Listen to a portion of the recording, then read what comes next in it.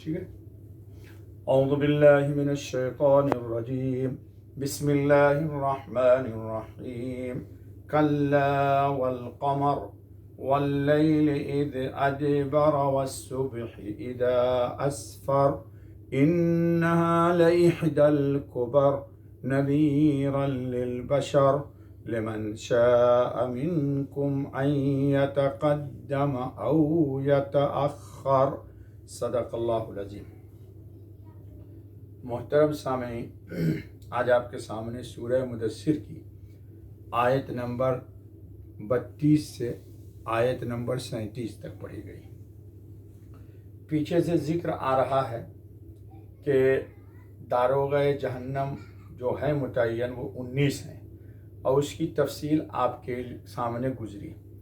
آخر میں اللہ رب العزت نے فرمایا تھا کہ دوزخ کا ذکر جو ہے وہ صرف عبرت و نصیحت کے لیے ہے، تاکہ دوزخ کے احوال اور دوزخ کے داروغہ جہنم کی عبرتناک عذاب اور سزا کو سن کر کے انسان اللہ کے غضب سے ڈریں اور نافرمانی سے اللہ پاک کے باز آ جائیں. ان تمام نافرمانیوں میں سر فہرست کفر اور شرک ہے. اللہ تعالیٰ اس کی نحوست سے ہم کو اور پورے عالم کو بچائے.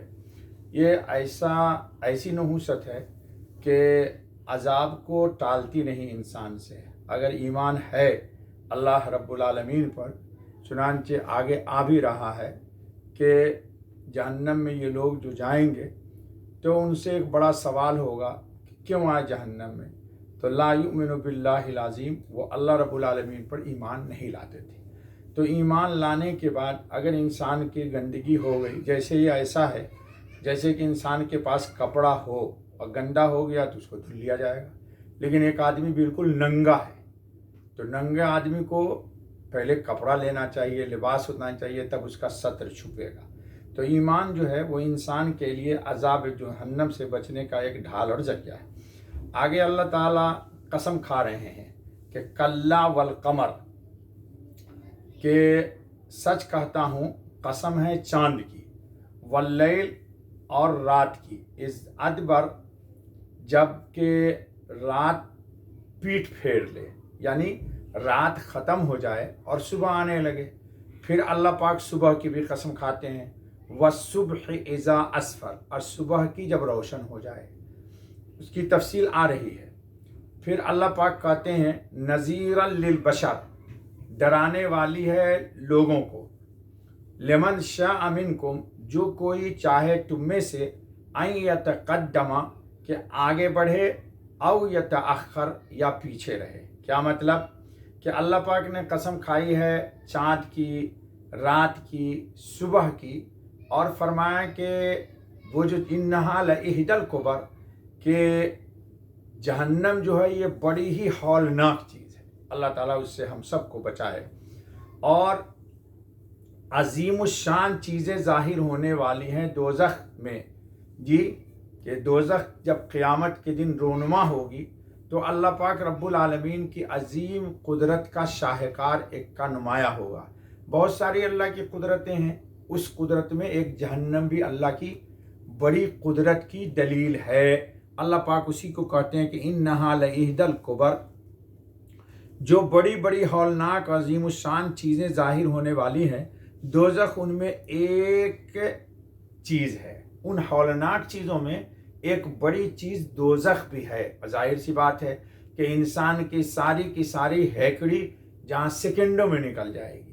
روایت حدیث میں آیا کہ قیامت کے دن اللہ رب العالمین دنیا میں وہ انسان جس کو کبھی کوئی تکلیف نہیں ہوئی، ایسے شخص کو اللہ لائیں گے، بلائیں گے، اور لانے کے بعد لیکن ہوگا وہ بے ایمان. تو فرشتے کو اللہ کہیں گے کہ لے جاؤ اور اس کو جہنم میں ایک دفعہ ڈبو دو، اور ڈبا کر کے لے آؤ. تو لے جائیں گے فرشتے جہنم میں، ایک دفعہ ڈبوئیں گے، اس کو نکال لائیں گے. اللہ ان سے خود پوچھے گا کہ حل رأیت خیرا قط، کبھی تجھے خوشی حاصل ہوئی؟ تو وہ اللہ کی جناب میں قسم کھا کے کہہ دے گا واللہ ما رأیت خیرا قط، یا اللہ تیرے جاہ و جلال کی قسم، ہم نے کبھی دنیا میں ایک سیکنڈ کے لیے کوئی خوشی دیکھی ہی نہیں. حالانکہ پوری زندگی اس کی وہ پرنس تھا، شہزادہ تھا، کوئی چیز اس کو تکلیف کی پہنچی ہی نہیں. اور دنیا میں ایک وہ انسان جس کو کبھی بھر پیٹ کھانا نہیں ملا، جسم پہ اچھے کپڑے نصیب نہیں ہوئے، پانی ایک گھونٹ اچھا نہیں ملا، دوسروں کے مکان کے سائے میں گزار لیتا تھا، لوگ کپڑے دے دیتے تھے تو پہن لیتا تھا، کھانا دے دیتے تو کھا لیتا، ادھر ادھر پانی مل جاتا تو پی لیتا. لوگ تو آج کل ریفائن پانی پی کے بیمار ہو رہے، لیکن ہوگا صاحب ایمان.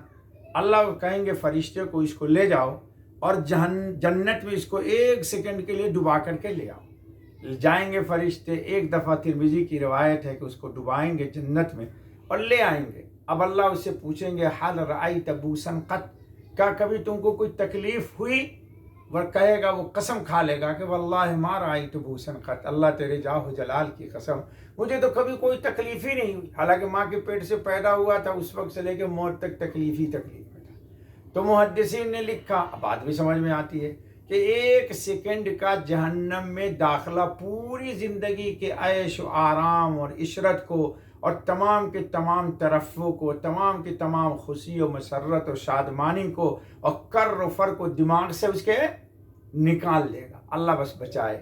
اور 1 سیکنڈ کا جنت کا داخلہ دنیا کی تمام کلفتوں کو، تمام پریشانی اور غم کو، سب کو اللہ پاک 1 سیکنڈ میں ختم کر دے گا. تو اللہ کہتے ہیں نذیرا للبشر، ڈرانے والی ہے لوگوں کو. لمن شاء منکم ان یتقدم او یتأخر، اب نیکی کے اعتبار سے جو چاہے آگے بڑھ جائے یا نیکی کے اعتبار سے جو چاہے پیچھے ہٹ جائے. تو اب اہل ایمان اللہ تعالیٰ کی آیتوں کو سنتے ہیں، حضرت خاتم النبی صلی اللہ علیہ وسلم کی بات کو سن کے آگے چلے جاتے ہیں. آگے بڑھے نیکی یا بہشت کی طرف، پیچھے رہے بدی میں پھنسا ہوا یا دوزخ میں پڑا ہوا. بہرحال مقصود یہ ہے کہ دوزخ سب مکلفین کے حق میں بڑے ڈراوے کی چیز ہے، اور چونکہ ڈرانے کے پیچھے نتائج قیامت میں ظاہر ہوں گے. اس ڈرانے کا اثر ظاہر کب ہوگا؟ قیامت کا دن آئے گا، اس سے پہلے آزادی ہے. اس لیے قسم ایسی چیزوں کی کھائی جو قیامت کے بہت ہی مناسب ہے. چنانچہ چاند کا اول بڑھنا پھر گھٹنا نمونہ ہے اس عالم کے نشو و نما اور فنا ہونے کا. اسی طرح اس عالم دنیا کو عالم آخرت کے ساتھ حقیقی طور پر اس حقیقت کو کھولتی ہے. جیسے رات کو دن کے ساتھ، گویا اس عالم کا ختم ہو جانا رات کے گزرنے اور اس عالم کا ظہور نور صبح کے پھیل جانے کی طرح ہے. وہ عالم آنے والا ہے تو گویا کہ وہ صبح ہوگی انشاءاللہ اہل ایمان کی. تو ہم لوگ گویا کہ اہل ایمان ابھی رات میں ہیں، اور ہمارے مرتے ہی انشاءاللہ ہماری صبح ہو جائے گی. اللہ تعالیٰ ہم سب کو ایمان پر عمل کی توفیق عطا فرمائے اور آخرت کا یقین عطا فرمائے. سبحان اللہ بحمدہ، سبحان اللہ العظیم.